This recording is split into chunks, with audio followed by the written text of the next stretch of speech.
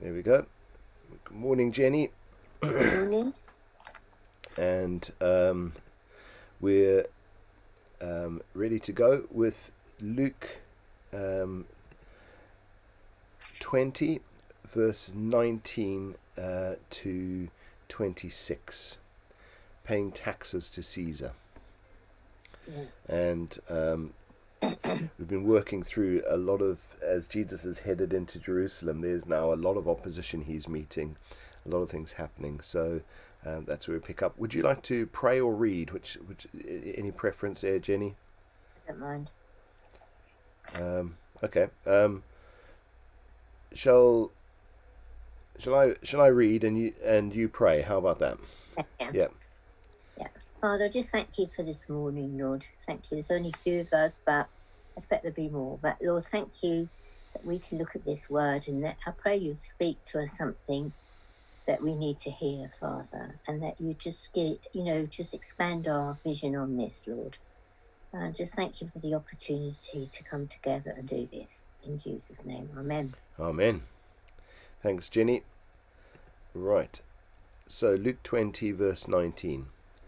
The scribes and the chief priests sought to lay hands on him that very hour, for they perceived that he had told this parable against them. But they feared the people. So they watched him and sent spies who pretended to be sincere, that they may catch him in something he said, so as to deliver him up to the authority and jurisdiction of the governor.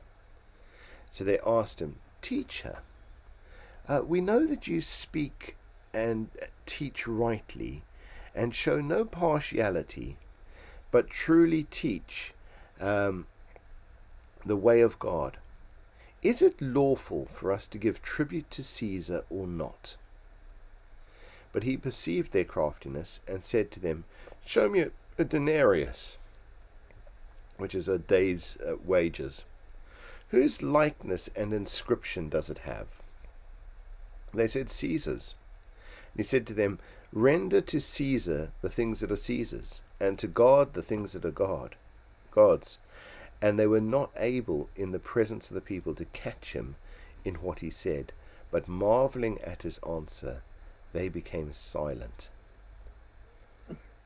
So another brilliant answer by Jesus to a very difficult situation. So this is following the parable we did yesterday, which is the parable of the wicked tenants who deserved death, but then the cry of the people listening was, may this never be. And then Jesus says, I'm the capstone, basically. Whoever falls on me will be broken, and on whom the stone falls will be crushed. And so we've just done that. And so looking at this, they're looking for a way to catch him. Yeah. And this is a particularly crafty one, because they've decided if he answers this question wrong, he'll be in trouble with Rome. And Rome are probably looking for tax dodgers and people encouraging that kind of thing to happen. So we can get him done by the Romans. But the chief priests, all the scribes and Pharisees and everyone, they don't want to deliberately go and talk to the Romans, because they don't like the Romans. And they don't want the public disgrace of having to approach the Romans. So they hire some spies, or they get some spies to go and do it for them, sort of hiding themselves in the crowd and going, oh, what about this, Jesus? Kind of thing. And to try and catch him out so they can get him in trouble with the Roman authorities. And Jesus' answer is absolutely powerful. And he just shoots him down, really, with great wisdom.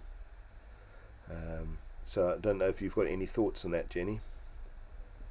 Yeah, I mean, obviously they were trying to catch him out all the time, weren't they? So, it amazes, obviously it's, the Father was showing Jesus what to say, and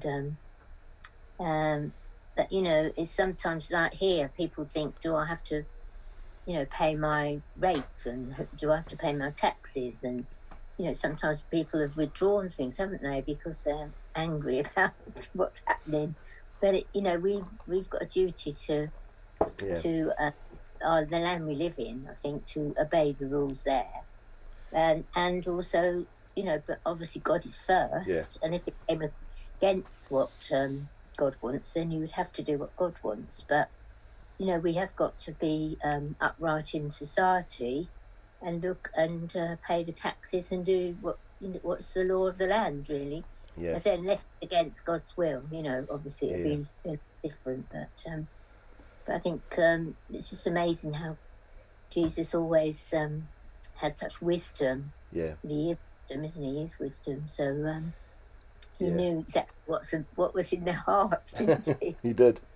And I think the wisdom of it is the Romans had their own currency, and so they put this currency in place. And in actual fact, they didn't want to defile the temple with having Caesar's inscription on a coin. Yeah. So this is where all the money changes that he just turned over the other day had been coming from. And so, there's this massive shift around where he's going, well, actually, whose name's on the money? In other words, are you asking me a question about our Jewish kind of like temple money and all the rest of it? No, this is actually Roman money you're talking about. And should a proportion of that go to Rome? Well, if you're supposed to give it to Rome, give it to Rome. But make sure you give to God what's God's. And make sure you do that right. And I think that is just so clever how he's played two systems. They had a dual system, and he played into the dual system, but at the same time brought a great truth into it all. And at the same, he hit it on so many levels with just one little bit, and you just see the wisdom in it. It's just absolutely fantastic. Apart from the joy of watching these guys come with a well-crafted, careful question that's going to do him in whichever way he answers. The crowd's either going to turn on him or the governor's going to turn on him. He's in a difficult position politically. And he just says, no, just give to Caesar what Caesar's, give to God what's God's. And they can't find an answer for that. No. And Jesus was never phased, was he? He never got panicky or anything like that. I mean, we're probably thinking, what am I going to answer? And you're not hearing what God said then, It's trying to really be relaxed and just listening to God as you go along and not panicking, because it's just amazing. But God does often drop things into your mind, actually, that you think, where did that come from? And I think sometimes it requires that calming down, doesn't it? Just going and just sort of in the situation internally, you're panicking about something. Oh, what am I going to do? What am I going to do? And the question's waiting, and you kind of go, and you go, Lord, what shall I answer? And then the answer's there, and you just give it. As far as a person's concerned, they don't see the internal tussle for us. No. Our backstage is messy, and we're the only ones that see it. But we think everyone else sees that. They don't necessarily. And so we've got to, but I think that kind of calm piece of answering and getting the wisdom of God on things before you do is really helpful. And sometimes Jesus, didn't reply straight away. He sort of, that's like when the woman that was caught in adultery, he wrote off the ground, didn't he? Yeah. And that's because he was listening to God or distracted them or what. We don't know why he did that and what he wrote, but it's probably so he could really know what to say. Yeah. To have wisdom to know what to say. It's just amazing. Yeah. That's very good. And so these guys in their attack on Jesus are just stopped in their tracks.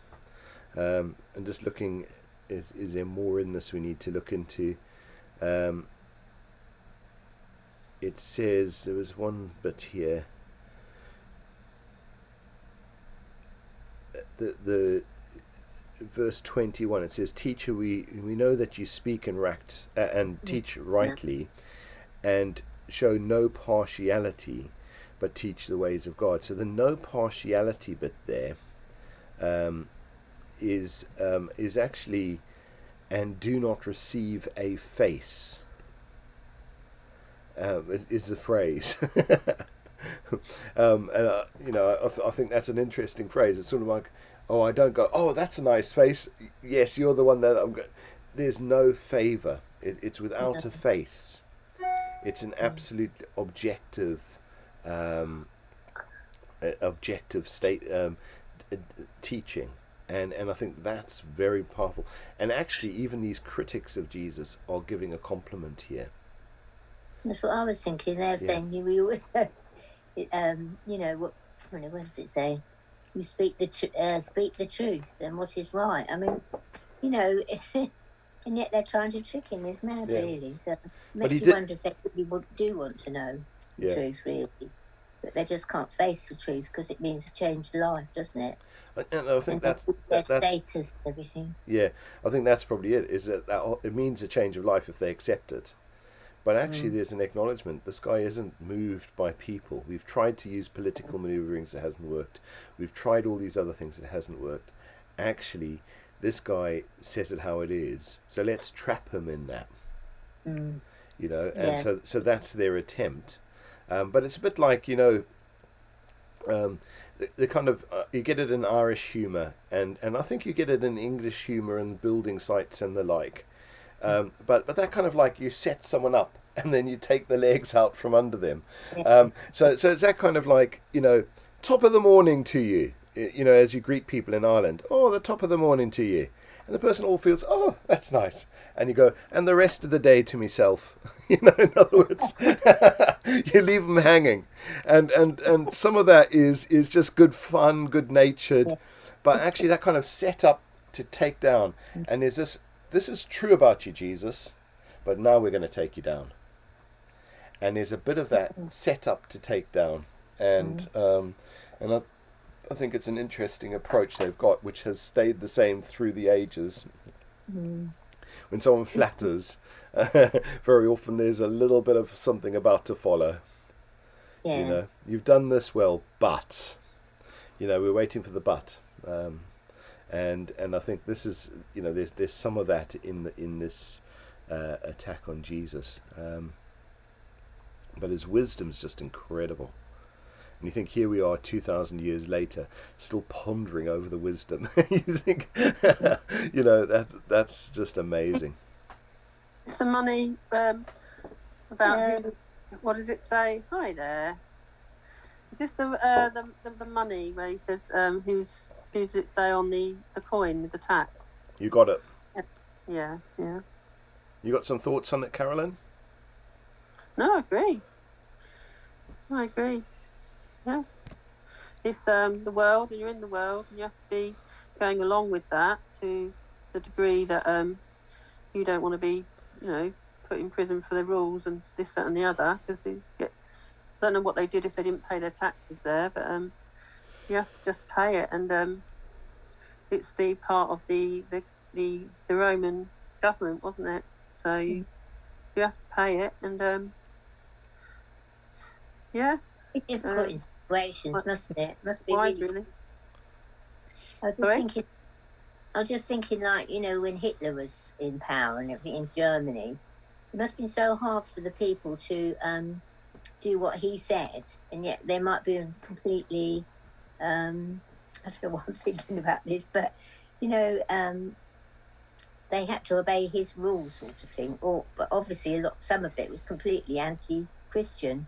So you couldn't, you know what I mean? It's really difficult. Yeah. I think sometimes you're in that situation, aren't you? I think they go along the government or the people they kind of like coerce you to go along with it. Now it's the television and the press that are owned by the people that are governing us, and you're sort of swayed to go along with things, even if you think, well, that doesn't seem right.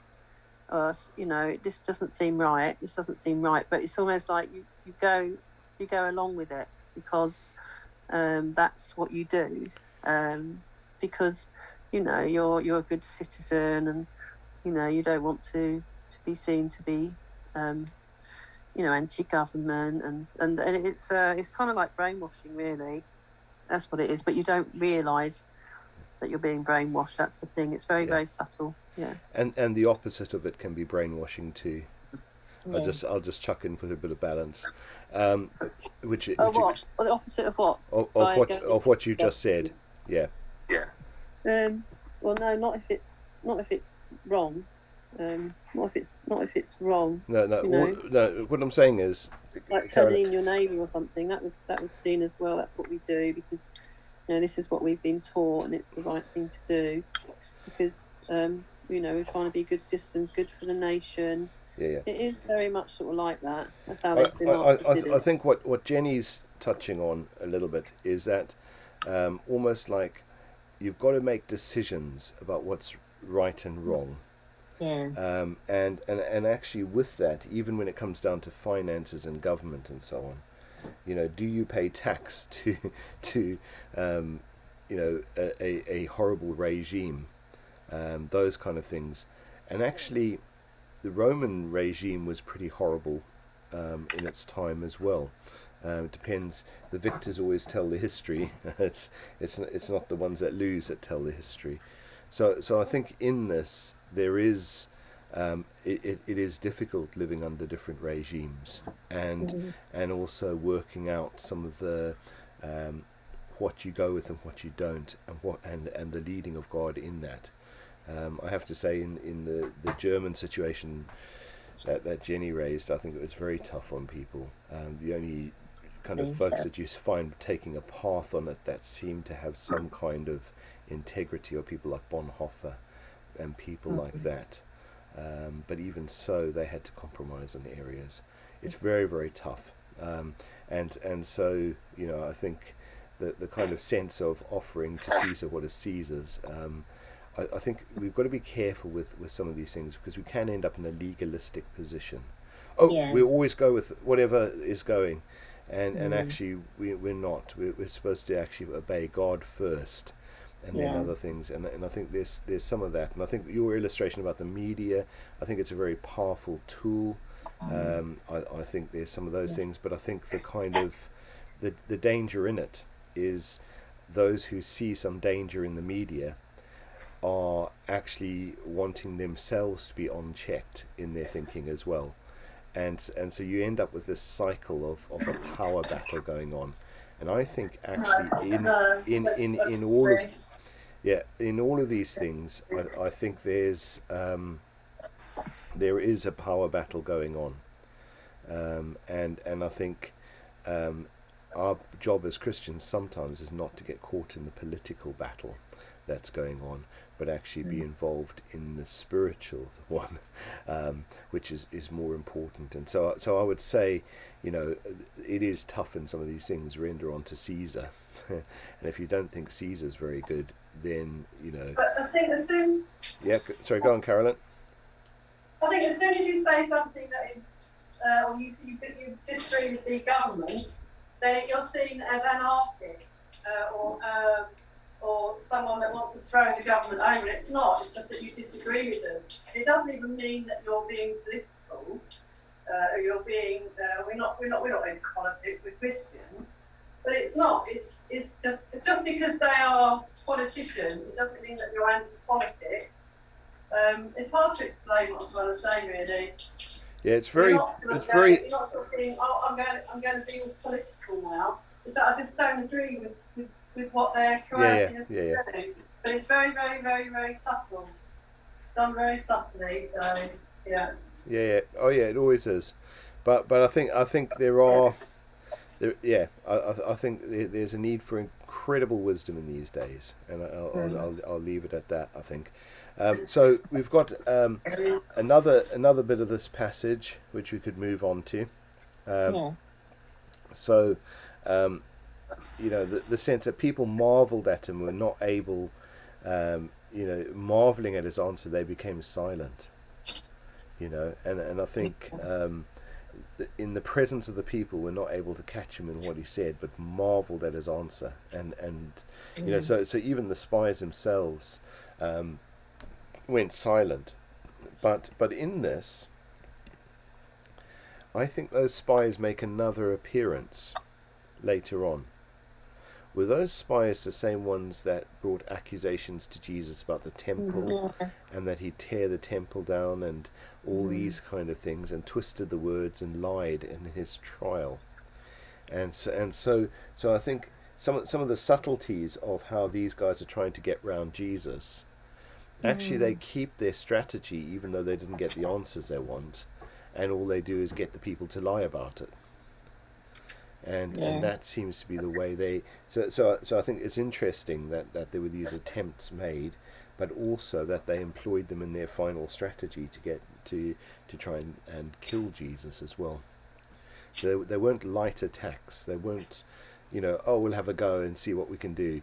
No, this is, I think they describe politics as war by other means. Which actually means that there is absolutely a belligerent, dug-in position there that people are fighting over, but they're doing it with words rather than weapons. But behind it is the same warfare that drives the weapons later on, and it's toned down by operating in a political realm rather than a warfare realm. But that there's some of that in some of these things. That this attack on Jesus, this political attack on Jesus, actually is savage, but it comes across very nicely, and I think that's part of what Carolyn's hinting at as well. So I think there's a lot of subtlety in things, but behind it is a belligerent, dug-in position. Yeah, it's the whole thing of the isolation of COVID, and I know it can be discreet now, but that whole isolation thing was mentally damaging on people, and anyway, we went along with it, so there you go. We went along with it. You didn't have any choice, really, did we? Evil, absolutely evil. Absolutely evil. I think, looking back on it all, I think, isolation has caused a lot of problems for people. But I wonder, without the vaccines, what the virus would be doing to people. And I think that would be quite nasty. The vaccines do too. Yeah. We'll see. So I think we're in a different era now, but partly due to the vaccines, and partly due to some of those things. But, you think it'll all come clear. About 10, 15 years later, it'll all come a bit clearer. 50 years later, when they release all the records of what went internally in government, it'll come clear again. When the pharmaceutical companies are ruling, which they already are, they have so much power. Anyway, I serve a sovereign God. I think he's got a lot. He's got a lot going. But I think the world has always been corrupt since Adam and Eve. And actually, there are things, different powers come and go, different situations come and go. But actually, in the heart of men and women is very much the same evils that need the cross, same as we need the cross. And actually, whether you go to a country like, I've visited a country in Africa, and everyone goes, oh, it's all corrupt there, it's all corrupt. But actually, the more I look at the UK, I see corruption everywhere. It's just called nicer names. It's called a bung in the building trade, where you pay a little backhanded to someone to get something done. It's called different things in different societies. I mean, I grew up in a country where white people imposed their own rule against the majority. That's corrupt, but that's corruption at a government level. And if you think that kind of corruption goes all the way through that kind of government, you think that's horrendous. Do people go with that? And sorry, what do you mean? Did people go with that? The black people weren't allowed to vote. The minority white people were the only people allowed to vote. So did the white people go with that then? They went with it, didn't they? Well, they liked the power. They liked the power. They didn't want their lifestyle to change, the lifestyle of empire. They didn't want any of those things to be lost, so they went with it. Yes, but some didn't. But they were largely imprisoned. There was lots of things going on. So actually, in some of these things, corruption has always been, and will be right to the end, and so we don't need to get surprised by it. But I think at the same time, we've got a sovereign Lord over all. And actually into all these things, we need to see his kingdom come. So into government, we need to see his kingdom come. Into how people do business, we need to see his kingdom come. Into how things happen, we need to see that. And that requires us as Christians to be engaged and not disengaged from everything. And so as we move forward out of isolation, out of the COVID times, out of those things, there needs to be something of us engaging with people, working with things, using the influence we have and what we have to help people see better ways to live and better ways to do things. And actually, not point the finger at other countries and say they're corrupt. Actually deal with the corruption in our own, and deal with some of those things, I think, are key as well. And so I think that's my point on it. I think that there is always a corrupt system, because the heart of man, unless we meet Jesus and he pays the price for our sin, and actually we begin to follow him step by step, actually that stuff in us isn't dealt with. And actually, that because of that, whatever society, whether it's communist or capitalist, whether it's socialist, or whether it's the latest greatest thing going, actually all of that will be corrupt, because the hearts of men and women are corrupt. And that's why Jesus came. And I think that's the message. And I think we need to stay with the message of salvation, and bring that to the situations around us. And I think that's so important. And very often we can get caught up in the politics. We can get caught up in the battle of this politician's better than another, this senator's better than another, this prime minister's better than another, this and on a day when all the votes are being released, there's a lot of that talk on telly. But we've got to just think, actually we need to follow Jesus come what may. We need to follow him step by step. He's the one who's sovereign over all. Right, so we've got I don't know if you've got anything to add there, Carolyn. Oh yeah, I would say yes, he is. Yeah. So we've got to the end of the passage. I wonder whether we might leave it there for the day. I know it's half an hour early, but we get places faster when we've got fewer people on board sometimes. Yeah, right. But we miss out on some of the rich diversity that comes from having others as well. So I think once and so I think I'm happy to leave it there. I don't know if any of you have anything to add on that passage or not, but I think we've covered that fairly well. Render unto Caesar's what's Caesar's, and render unto God what's God's. And I think that's the thing, is actually I think that it's a heart of generosity and living like him, is the way to go. And I think that giving our hearts, giving our lives to God, giving our finances as well, those kind of things, actually that's all important. And it's as important as everything else. You get this kind of like attitude you sometimes get in churches where, my day-to-day job, all this stuff's more important than this is just an add-on to that. And actually, no, it's all together. We need to live our lives with an integrity through all the areas. I think that's really important. Right, we'll leave it there, but thank you so much for your comments and insights and wisdom and the subtleties of what goes on as well, and we'll leave it there.